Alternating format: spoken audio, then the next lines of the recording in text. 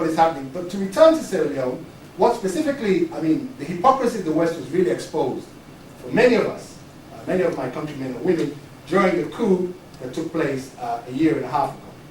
And I'll explain that briefly. Basically after about 32 years of one-party dictatorship and military rule, the people stood up and said no more. The students organized, the women organized, Pan-African Union and other groups came together to organize mass boycotts, mass strikes. In March 1996, we had free and fair elections, the first ones we've had in over 30 years. And the president was elected. Now this president happens to be a Muslim. He's not a radical. He used to work for the United Nations, so you know he's not a radical. But he's a nice man, you know, he's a nice liberal man, and he wants to do the best for his country, but he is a Muslim. So he was invited by Iran to visit Iran. And there was a whole storm of abuse against him coming from the Western media about why he should visit Iran. And he said quite politely, because he is a polite man. I would have said it in less polite words, you know, if it were me, I wasn't president. And he said it politely that, you know, after all, we are an independent country and we need money, and if Iran invites me, they may be able to help us with some of this development aid to move us forward.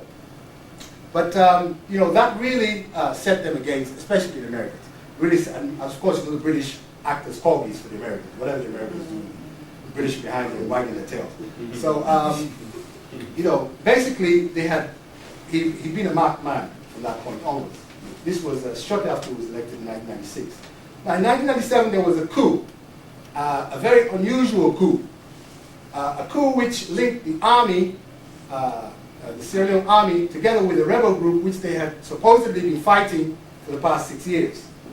And I was in Freetown then, and I can say without any doubt whatsoever that there was some foreknowledge of this coup by the Western countries. Because within 48 hours, all of their staff in the embassies had been evacuated, with the exception of Peter Penfold, which is why he stayed on behind.